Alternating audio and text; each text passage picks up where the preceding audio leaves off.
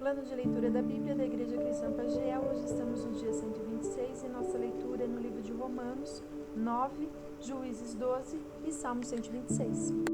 Romanos 9. Digo a verdade em Cristo. Não minto. Minha consciência o confirma no Espírito Santo. Tenho grande tristeza e constante angústia em meu coração. Pois eu até desejaria ser amaldiçoado e separado de Cristo por amor de meus irmãos, os de minha raça, o povo de Israel. Deles é a adoção de filhos, deles é a glória divina, as alianças, a concessão da lei, a adoração no templo e as promessas. Deles são os patriarcas, e a partir deles se traça a linhagem humana de Cristo, que é Deus acima de todos, bendito para sempre. Amém. Não pensemos que a palavra de Deus falhou, pois nem todos os descendentes de Israel são Israel. Nem por serem descendentes de Abraão, passaram todos a ser filhos de Abraão. Ao contrário, por meio de Isaque a sua descendência será considerada. Noutras palavras, não são os filhos naturais que são filhos de Deus, mas os filhos da promessa é que são considerados descendência de Abraão, pois foi assim que a promessa foi feita. No tempo devido, virei novamente, e Sara terá um filho. E esse não foi o único caso. Também os filhos de Rebeca tiveram um mesmo pai, nosso pai Isaque. Todavia, antes que os gêmeos nascessem ou fizessem qualquer coisa boa ou má, a fim de que o propósito de Deus conforme a eleição permanecesse, não por obras, mas por aquele que chama, foi dito a ela: o mais velho servirá ao mais novo, como está escrito: amei Jacó, mas rejeitei Esaú. E então, que diremos? Acaso Deus é injusto? De maneira nenhuma. Pois ele diz a Moisés: terei misericórdia de quem eu quiser ter misericórdia, e terei compaixão de quem eu quiser ter compaixão. Portanto, isso não depende do desejo ou do esforço humano, mas da misericórdia de Deus. Pois a Escritura diz ao Faraó: eu o levantei exatamente com este propósito, mostrar em você o meu poder, e para que o meu nome seja proclamado em toda a terra. Portanto, Deus tem misericórdia de quem Ele quer, e endurece a quem Ele quer. Mas algum de vocês me dirá: então por que Deus ainda nos culpa? Pois quem resiste à sua vontade? Mas quem é você, ó homem, para questionar a Deus? Acaso aquilo que é formado pode dizer ao que o formou: por que me fizeste assim? O oleiro não tem direito de fazer do mesmo barro um vaso para fins nobres e outro para uso desonroso? E se Deus, querendo mostrar a sua ira e tornar conhecido o seu poder, suportou com grande paciência os vasos de sua ira, preparados para a destruição? Que dizer, se ele fez isto para tornar conhecidas as riquezas de sua glória aos vasos de sua misericórdia, que preparou de antemão para a glória, ou seja, a nós, a quem também chamou, não apenas dentre os judeus, mas também dentre os gentios?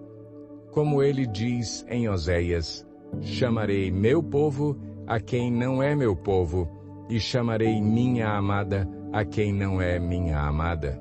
E acontecerá que, no mesmo lugar em que se lhes declarou: vocês não são meu povo, eles serão chamados filhos do Deus vivo. Isaías exclama com relação a Israel: embora o número dos israelitas seja como a areia do mar, apenas o remanescente será salvo. Pois o Senhor executará na terra a sua sentença, rápida e definitivamente. Como anteriormente disse Isaías: se o Senhor dos Exércitos não nos tivesse deixado descendentes, já estaríamos como Sodoma e semelhantes a Gomorra. Que diremos então? Os gentios que não buscavam justiça a obtiveram, uma justiça que vem da fé.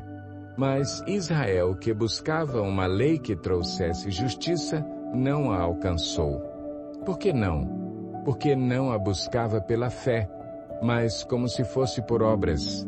Eles tropeçaram na pedra de tropeço, como está escrito: Eis que ponho em Sião uma pedra de tropeço e uma rocha que faz cair, e aquele que nela confia jamais será envergonhado. Juízes 12. Os homens de Efraim foram convocados para a batalha. Dirigiram-se para Zafon e disseram a Jefté: Por que você foi lutar contra os amonitas sem nos chamar para irmos juntos? Vamos queimar a sua casa e você junto. Jefté respondeu: Eu e meu povo estávamos envolvidos numa grande contenda com os amonitas e, embora eu os tenha chamado, vocês não me livraram das mãos deles.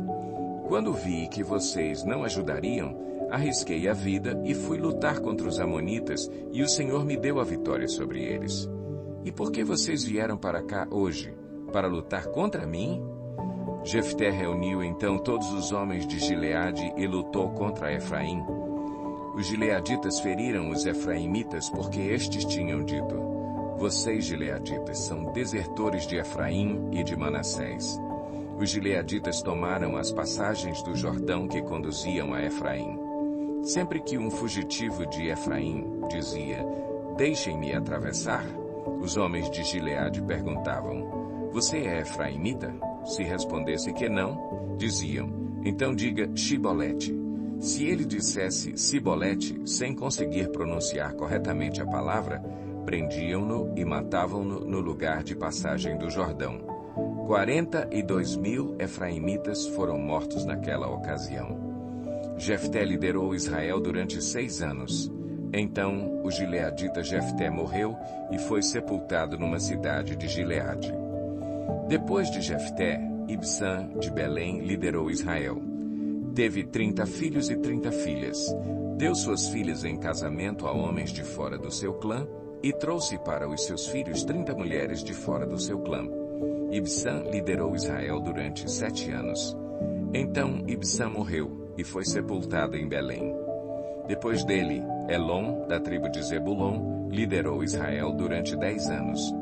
Elon morreu e foi sepultado em Aijalon, na terra de Zebulon. Depois dele, Abdom, filho de Hilel, de Piratom, liderou Israel.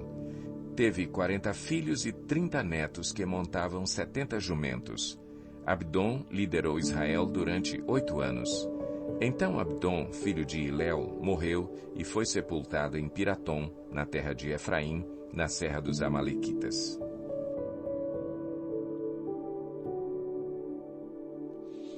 Salmo 126. Cântico de peregrinação. Quando o Senhor trouxe os cativos de volta a Sião, foi como um sonho. Então a nossa boca encheu-se de riso e a nossa língua de cantos de alegria.